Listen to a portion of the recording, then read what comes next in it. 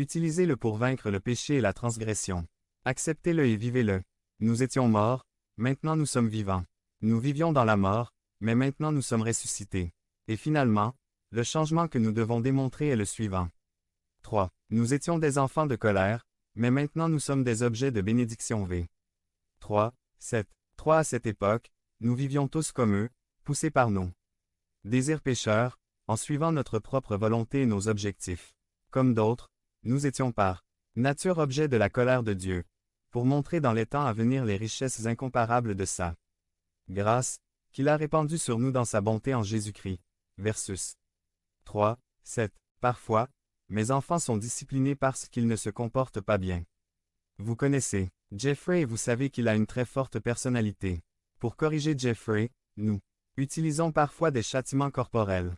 La vérité est que lorsque j'étais enfant, j'étais comme Jeffrey ou pire dans mon comportement, et mes parents me donnaient également des châtiments corporels.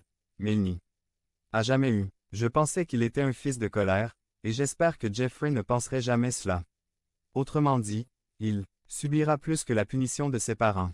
Lui aussi connaîtra l'amour. Nous aurons toujours de l'amour pour Jeffrey. Mes parents m'ont toujours montré de l'amour, mais ce texte dit quelque chose de différent. Pouvez-vous imaginer être l'objet d'un châtiment éternel? Cela a le sens d'un fils. De devenir membre de la chaîne et AIDEZNOUS à propager la parole de Dieu à travers le monde. Point. Dimanche 17 mars 2024. P5. Colère. C'était notre identité avant Christ.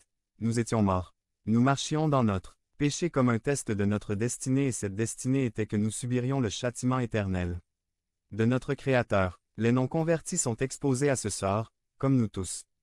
Autrement dit, il n'y a pas de traitement préférentiel.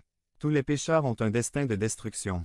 Peu importe que vous soyez un pécheur professionnel ou un pécheur sans grande expérience. Autrement dit, peu importe que vous soyez un meurtrier ou un menteur, votre destin sera le même, la damnation. Comme le reste de l'humanité, nous vivons selon les désirs de notre chair, faisant la volonté de notre chair, faisant la volonté de nos pensées. Nous avons tout donné à notre chair. Pour être satisfaits et heureux, nous inventons de nouvelles façons de satisfaire notre chair. Nous avons permis à notre esprit de fantasmer alors que nous savions que c'était mal et à cause de cela, nous méritons une punition éternelle. C'était notre identité avant Christ. Nous étions des enfants de colère, mais maintenant, notre identité a changé. Nous sommes désormais l'objet de ses bénédictions au lieu de sa colère. Dieu a remplacé notre convoitise de la chair par ses richesses. Nous parlons du Dieu puissant. Ses richesses ont bien plus de valeur que notre convoitise pour la chair. Il sait quel était le but de notre chair dans son état parfait. Il faut donc lui faire confiance, qui va nous donner ce qui est bon et bénéfique pour notre chair. Il nous a donné sa grâce au lieu des désirs de notre chair. J'avais fait des choses très stupides dans ma vie, à cause de ma soif de satisfaction personnelle. Ces choses que j'ai faites méritaient la mort et le châtiment. Cependant, Dieu a remplacé tout cela par sa grâce. Il a pris un esprit corruptible et l'a transformé selon sa grande bonté. Et maintenant, je suis changé de l'intérieur.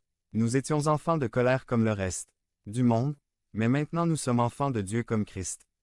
Nous expérimentons toutes les bénédictions d'être enfants de Dieu ainsi que du Christ et à cause du Christ. Ouah, qu'allons-nous faire de ces connaissances? Comment c'est incroyable! Transformation nous change-t-elle? Qu'allons-nous faire de notre nouvelle identité? Qu'allons-nous faire à la place de notre désir de chair et de notre esprit? Écoutez le verset 10 de notre texte qui dit « Car nous sommes l'œuvre de Dieu, créée en Jésus-Christ, pour les bonnes œuvres que Dieu a préparées d'avance pour que nous les fassions v. 10. Chrétiens, c'est ce que nous sommes. Maintenant fais-le. Si vous ne connaissez pas Christ comme votre Seigneur et Sauveur, la solution pour vous est de quitter votre destinée maudite et d'expérimenter les bénédictions qui sont en Christ. La semaine dernière, nous avons parlé de notre identité et de la façon dont nous sommes bénis. Si vous ne connaissez pas Christ, vous pouvez le connaître et être béni par cette relation. Chrétien, ta demande ce matin est d'accepter sa bonté et d'expérimenter les nouvelles œuvres qu'il a pour toi. Acceptez sa grâce. Acceptez le fait que vous recevez de nombreuses bénédictions et que Dieu ne vous punira pas de temps en temps pour expérimenter les bonnes œuvres qu'il a pour vous. Cela n'a pas besoin d'être contrôlé par votre chair ou votre esprit. Permettez à Dieu de transformer tout cela afin que vous puissiez profiter des bonnes œuvres que Dieu a pour vous. Devenez membre de la chaîne et AIDEZNOUS à propager la parole de Dieu dans le monde entier. Dimanche 17 mars 2024. P6. Nous sommes changés. Résumé. La suite de la série. Notre identité en Christ. Nous sommes changés. 1. Nous étions morts, maintenant nous sommes vivants. 2. Nous vivions dans la mort, mais maintenant. Nous sommes ressuscités. 3. Nous étions des enfants de colère, mais maintenant nous sommes des objets de bénédiction. Par J. Sperling. La semaine dernière, nous parlions de la façon dont nous sommes bénis en tant que chrétiens. Nous avons une grande liste de bénédictions dans le chapitre 1 des Éphésiens. Et nous avons appris qu'il y avait 3 bénédictions que la plupart des gens à Éphèse ne connaissaient pas et je pense que la plupart des chrétiens d'aujourd'hui ne font pas l'expérience de cela dans l'Église. L'une des bénédictions est la relation intime avec le Seigneur qui se manifeste par la lecture quotidienne de sa parole et la prière quotidienne à Dieu. J'espère que vous avez du mal à prendre cette habitude dans votre vie.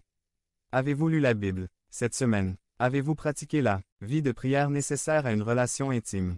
Nous parlions également de la bénédiction de l'appel que nous avons d'être parfaits.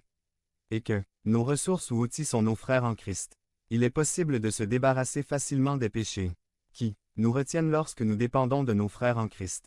Avez-vous fait appel à un frère ou une sœur pour développer ce type de relation avec une personne en particulier? Point. Finalement, nous parlions de la bénédiction de notre capacité à expérimenter la puissance de Dieu dans nos vies. Les étapes que nous devons franchir sont les premiers points de 1. Lire, 2. Prier et 3. Dépendre des autres. Lorsque nous faisons ces choses, nous expérimenterons la puissance de Dieu dans nos vies. J'espère que vous faites ces démarches sincèrement, car mon désir est d'être dans un peuple qui expérimente la puissance de Dieu. Je recherche ces étapes afin de pouvoir expérimenter la puissance de Dieu dans ma vie. Une partie de notre identité réside dans le fait que nous sommes bénis plus que nous ne le pensons.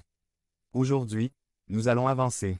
Dans le chapitre 2 d'Éphésiens, concentrons-nous sur les versets